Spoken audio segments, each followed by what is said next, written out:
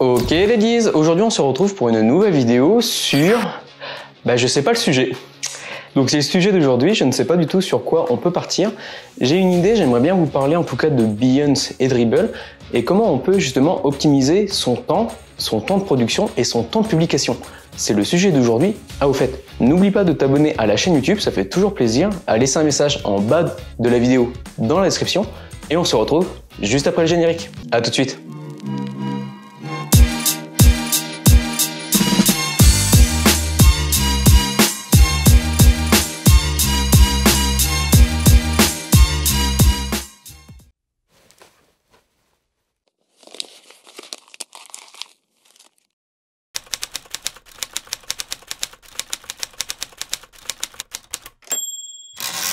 C'est jamais facile d'être graphiste et de trouver de nouveaux clients, surtout de gagner en visibilité et d'avoir plus de notoriété sur le web. Généralement, ça prend du temps de rester sur les réseaux sociaux, que ce soit sur Instagram, Facebook, TikTok, Behance, Dribbble. Et des fois, on a un petit peu du mal justement à suivre tous les bouts parce qu'on est connecté sur trop de plateformes. Comment est-ce qu'on peut optimiser déjà notre productivité et comment on peut justement optimiser notre temps de publication? C'est ce qu'on va essayer de voir et vous allez voir, il y a quelques astuces et quelques outils qui peuvent nous permettre de gagner du temps. Et ça, le temps, c'est important. Par exemple, pour essayer de programmer et de publier sur différents réseaux, généralement, on va plus parler des community managers qui utilisent ce type d'outils. Je remettrai le lien directement en dessous de la vidéo dans la description. Vous allez pouvoir justement jeter un coup d'œil et voir plus ou moins quels outils s'adaptent le mieux en fonction de votre profil. Là aujourd'hui, j'essaie de parler plus facilement par rapport aux graphistes, aux designers, pourquoi pas aux illustrateurs, mais peut-être que des personnes d'un autre secteur pourront justement les réutiliser. Donc là par exemple, vous avez Agora Pulse, vous en avez une dizaine, Social Pilot, Swillow, Buffer. Et généralement, ça permet d'avoir une analyse sur les réseaux sociaux. Ce sont des outils qui vous permettent de programmer vos publications. Alors, je ne sais plus quel outil nous on utilisait dans le passé. Si je me souviens, c'était Buffer, qui nous permettait justement de publier directement sur Facebook, directement sur Twitter et également sur Instagram. Au lieu de programmer vos publications et de les faire une à une sur chaque plateforme, vous avez juste à aller vous connecter sur la plateforme de l'outil, donc par exemple Buffer, de programmer votre publication avec un texte, des hashtags, des liens de redirection et de l'envoyer. Une fois que vous l'avez envoyé ou une fois que vous l'avez programmé, une fois que le post sera mis en ligne, ça va se répercuter sur toutes les plateformes. Et ça, c'est un gain de temps énorme, surtout si par exemple vous êtes multitâche et vous avez plusieurs choses à faire. En tout cas, pour gagner en notoriété, le but de faire des publications, c'est important et ça peut vous permettre justement de toucher des cibles différentes. En tant que graphiste, pour gagner du temps, on va le voir ça tout de suite. Une fois que vous avez fait un projet, par exemple, j'en avais fait un sur Dribbble, vous faites plusieurs plans de travail pour que ce soit simple, que ce soit sur Illustrator ou sur Photoshop, essayez de les mettre au format le plus adapté. Je m'explique, le plus adapté dans le sens où vous n'avez pas besoin de changer le format. Là par exemple, le format que j'ai pris, c'est tout simplement 1920 par 1080, tout simplement. Généralement, il est plus adapté sur Dribbble et Behance et vous allez certainement pouvoir le réutiliser dans Instagram. Vous avez fait votre collection, vous avez fait vos différents plans, vous les avez alignés et pour les exporter, c'est assez simple. Vous allez dans Fichier, Exporter, Exporter sous, et là en fait vous allez pouvoir justement cliquer en dessous, utiliser les plans de travail, vous pouvez le mettre en PNG, en JPEG, ça va sélectionner tous vos plans de travail dans lesquels vous avez fait une composition, une mise en page, vous allez exporter tout simplement. Le logiciel va vous demander est-ce que vous le voulez en 72 ppp, en 300, est-ce que vous le voulez sur fond blanc. Là moi j'ai mis un fond de couleur donc c'est sûr que c'est plus simple. Mais vous avez juste à faire OK. Et si le logiciel est intelligent, et je sais qu'il est intelligent, on le sait tous, il va vous créer un fichier et là vous allez pouvoir retrouver justement tous vos plans de travail. Vous avez exporté votre collection et là on peut voir qu'il ne m'a pas créé de dossier. C'est embêtant. Bon, petite erreur de ma part. Comment rectifier? Alors, on recommence. Tout le monde peut faire des erreurs. Et heureusement que mon plan de travail est un peu rangé. Ça fait quand même gagner du temps. Alors on recommence, soit vous créez un dossier en amont, et je pense que c'est le mieux.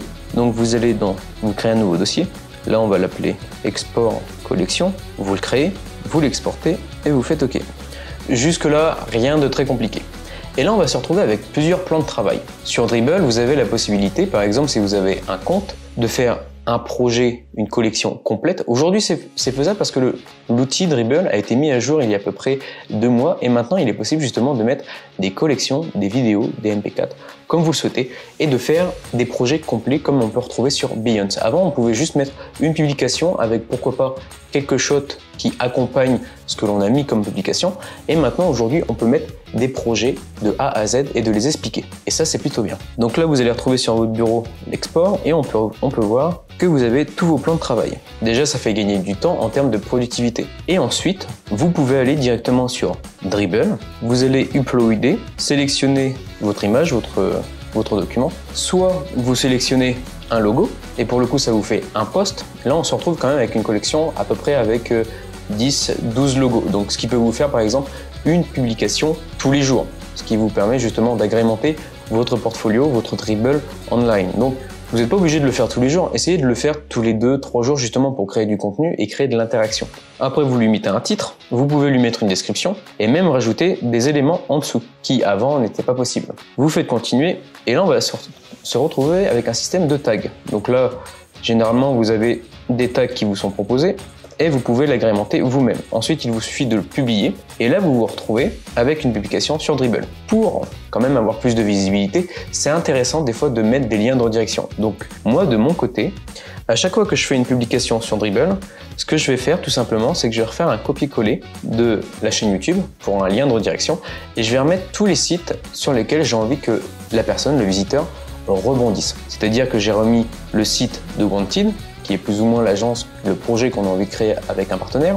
Et plus vous allez faire de liens de redirection, plus ça va créer une chaîne et plus justement les personnes vont pouvoir rebondir dessus. Et Google adore ça. Il faut comprendre que Google adore ça. Pour gagner de la notoriété et de l'audience, vous avez besoin justement d'avoir plus de visibilité. Pour avoir de la visibilité, vous allez avoir soit du SEO, soit du SEA. Et généralement, le SEO, il peut être payant ou naturel. Là, moi, je préfère principalement de faire du référencement naturel, donc on fait de la rédaction d'articles, qui est plus intéressant sur le long terme. Une fois que vous avez arrêté de faire vos publications, donc vos campagnes de pub payants, du jour au lendemain ça s'arrête, c'est pas intéressant. Le but c'est de créer du contenu justement qui s'enrichisse avec le temps. Là c'est intéressant parce qu'il y a vraiment un lien, il y a vraiment quelque chose qui va se mettre en place et qui va avoir un retour dans le temps. Vous faites votre publication, vous avez mis des liens de redirection dans la description. Sur votre profil Dribbble, vous pouvez aussi remettre les liens de redirection de vos portfolios sur Behance et autres. Et là, vous avez fait justement une publication sur Dribbble. Ok, c'est bien, c'est facile, c'est cool. Comment faire sur Behance? Sur Behance, en fait, vous avez fait votre collection. Là, par contre, vous pouvez le faire assez régulièrement. Essayez de publier tous les 3 semaines. Je trouve que c'est correct tous les 3 semaines parce que sur Dribbble, vous pouvez publier tous les jours un petit exercice. Essayez de vous mettre et de faire un bootcamp. Ça peut être utile justement pour que vous puissiez progresser. Je sais qu'il y a des youtubeurs comme Balo par exemple qui proposent régulièrement des compétitions par exemple de logos avec un sujet particulier. C'est le gagnant de la compétition précédente qui engage un nouveau projet avec un brief que lui aura trouvé. Et une fois que vous avez fait le petit exercice, le petit bootcamp, ça vous agrémente votre portfolio, ça vous sert de publication et vous pouvez également en faire des collections sur Behance. Donc là par exemple, j'ai fait plusieurs logos sur Illustrator. Ça va me permettre de faire pendant un laps de temps une période de publication sur Dribbble et au final moi sur Dribbble, je l'ai publié en une fois. Vous allez me dire c'est complètement idiot. Non, parce que je voulais utiliser justement le mode de projet en entier pour voir quelles étaient les options, quels étaient les outils que je pouvais utiliser. Parce que vu que c'est nouveau, j'avais pas encore ma mise dessus, tout simplement. Alors, là, j'ai fait le logo, la collection sur Dribbble et après, vous avez juste à aller sur Behance. Sur Behance, c'est assez simple. Vous pouvez faire pareil, créer votre profil, mettre votre bannière pour rediriger plus ou moins votre visiteur.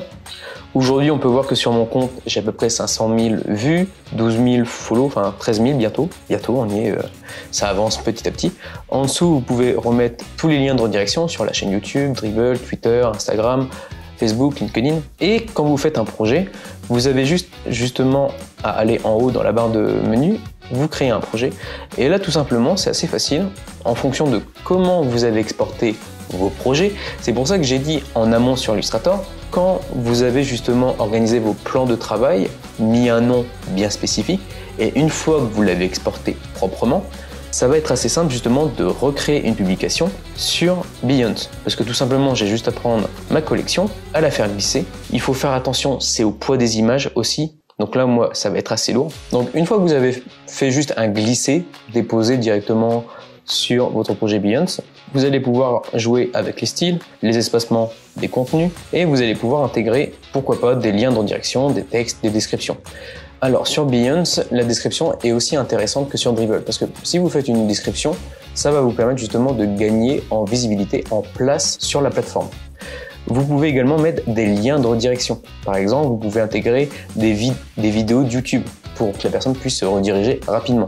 C'est assez simple. Vous allez sur YouTube, vous récupérez le code HTML et vous faites un copier-coller justement pour intégrer votre média. Vous faites continuer, vous lui mettez un titre, vous pouvez mettre également des mots-clés, les outils que vous avez utilisés.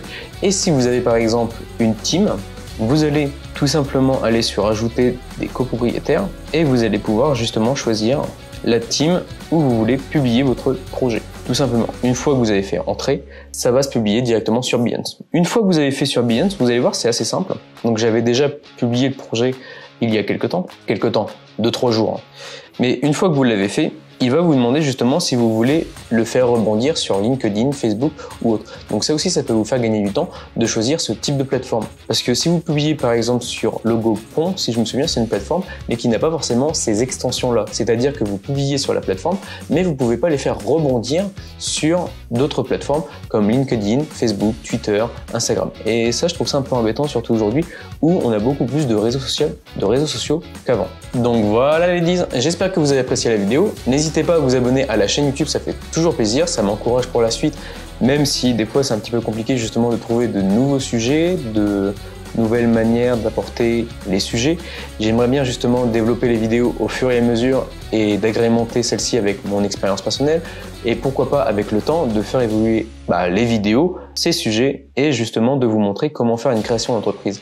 Donc ça, c'est des vidéos qui vont arriver prochainement. Là, on est toujours sur la création d'une SaaS qui a pour but justement d'être en distanciel et j'espère vous montrer au fur et à mesure l'évolution du projet, notre position marketing, l'évolution de l'image de marque, notre cible, comment gagner en notoriété, en visibilité, faire les projets, la gestion de projet en distanciel.